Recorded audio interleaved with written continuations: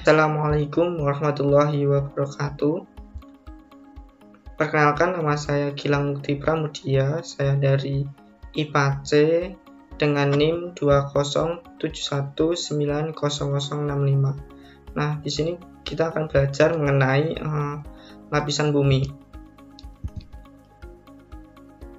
Lapisan bumi adalah suatu struktur yang terdapat di dalam bumi atau zat penyusun bumi seperti selimut bumi, inti bumi, kerak bumi, dan atmosfer. Nah, kita yang pertama akan membahas mengenai lapisan bumi. Lapisan bumi itu dibagi menjadi beberapa lapisan, teman-teman. Yang pertama adalah kerak bumi. Teman-teman. Nah, kerak bumi ini terletak di bagian sini. Kerak bumi ini disebut juga dengan crust, merupakan lapisan kulit bumi dengan bagian paling luar dengan tebal mencapai 70 km. Nah, kerak bumi ini merupakan lapisan yang selalu bergerak. Pergerakan ini mengakibatkan daratan di atas bumi yang dulunya merupakan satu daratan besar menjadi lempengan-lempengan terpisah yang terjadi karena pergerakannya.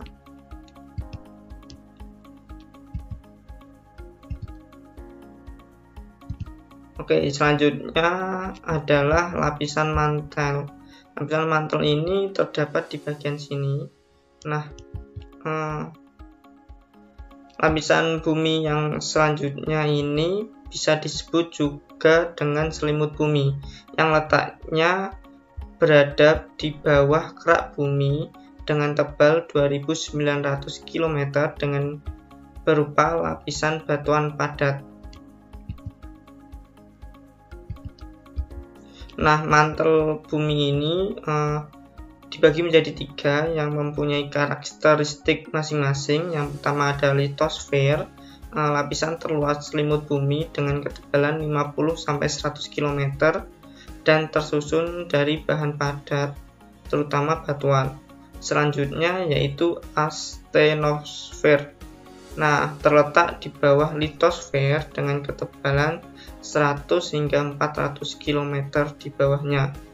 Selanjutnya yaitu mesosfer.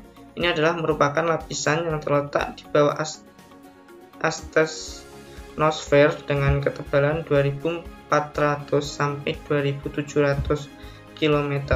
Nah, campuran besi dan batuan basa merupakan sebagian besar penyusunnya. Lapisan berikutnya yaitu inti bumi.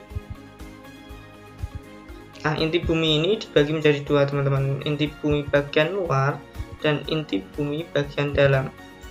Inti bumi bagian luar memiliki tebal 2000 km dan terdiri dari besi cair yang memiliki suhu sampai 2200 derajat Celcius.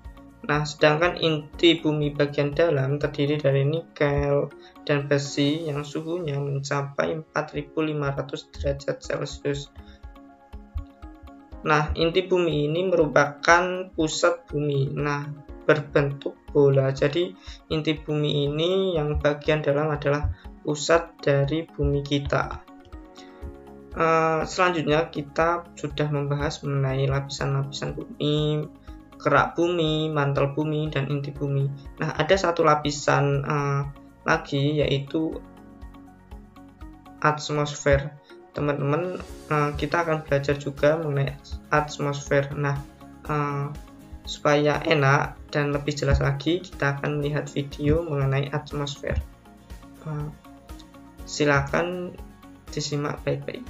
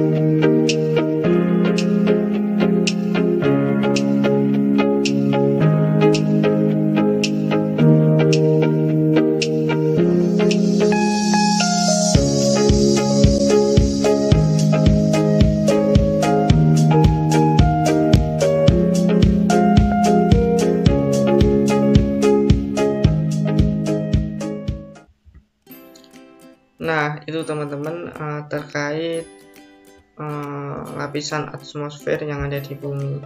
Nah, selanjutnya kita juga akan mempelajari mengenai gempa bumi, teman-teman. Nah, gempa bumi ini merupakan peristiwa bergetarnya bumi akibat pelepasan energi di dalam bumi secara tiba-tiba yang ditandai dengan patahan lapisan batuan pada kerak bumi. Akumulasi energi penyebab terjadinya gempa bumi ini dihasilkan dari pergerakan lempeng-lempeng tektonik. Nah, energi yang dihasilkan ini dipancarkan ke segala arah berupa gelombang gempa bumi, sehingga efeknya dirasakan sampai ke permukaan bumi, teman-teman. Nah, apa sih karakteristik gempa bumi? Nah, gempa bumi ini juga memiliki karakteristik ya, teman-teman. Yang pertama adalah berlangsungnya dalam waktu yang singkat. Jadi gempa bumi ini tidak akan berlangsung cukup lama, hanya beberapa saat saja. Selanjutnya yaitu lokasi kejadian tertentu. Gempa bumi ini hanya juga menimpa atau mengguncang titik-titik di bagian bumi, tidak semuanya terjadi gempa bumi. Selanjutnya yaitu akibatnya dapat menimbulkan bencana. Nah, gempa bumi ini juga dapat menimbulkan bencana alam, juga dapat menimbulkan kerusakan. Nah, selanjutnya yaitu berpotensi terulang lagi. Memang gempa bumi ini tidak bisa berlangsung dalam waktu yang sangat lama, hanya beberapa menit saja, tapi berpotensi terulang lagi. Dan gempa bumi ini tidak dapat diprediksi kapan terjadinya, walaupun ada beberapa. Dan gempa bumi ini tidak dapat diprediksi kapan terjadinya.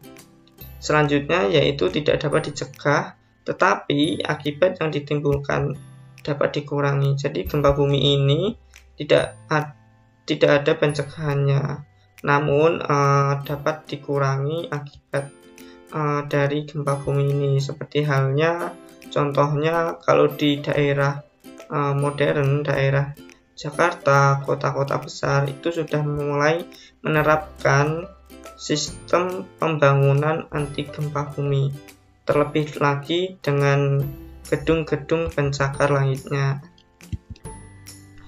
Nah, selanjutnya juga ada tsunami, teman-teman. Tsunami ini merupakan gelombang air laut besar yang dipicu oleh pusaran air bawah laut karena pergeseran lempeng, tanah longsor, erupsi gunung api, dan jatuhnya meteor.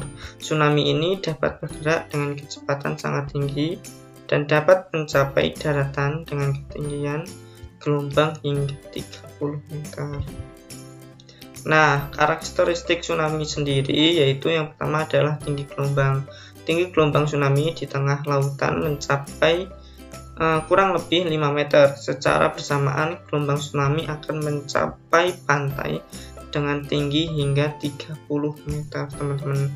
Nah, selanjutnya yaitu panjang gelombang, di mana panjang gelombang tsunami 50-200 km ini jauh lebih besar daripada gelombang pasang laut yang hanya 50-100 meter saja.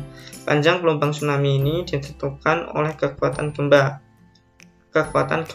Contohnya saja pada gempa bumi tsunami dengan kekuatan 7-9 magnitudo, maka panjang gelombang tsunami-nya berkisar 2000 km dengan tinggi gelombang 2 meter dari permukaan laut. Karakteristik selanjutnya yaitu periode waktu gelombang, di mana periode waktu gelombang tsunami ini berkekuatan tinggi, memiliki durasi gelombang sekitar 10-60 menit, sementara gelombang pasang bisa berlangsung lebih lama, yaitu 12-24 jam. Perbedaannya di situ antara gelombang tsunami dan gelombang pasang. Terus ada juga cepat lambat gelombang, di mana cepat lambatnya gelombang tsunami tergantung pada kedalaman laut. Apabila kedalaman laut ini berkurang setengahnya, maka kecepatan gelombang tsunami akan berkurang sebanyak 3/4-nya. Seperti itu teman-teman. Nah, mungkin materi pada hari ini cukup itu saja yang saya bawakan. Terima kasih untuk semuanya. Assalamualaikum warahmatullahi wabarakatuh.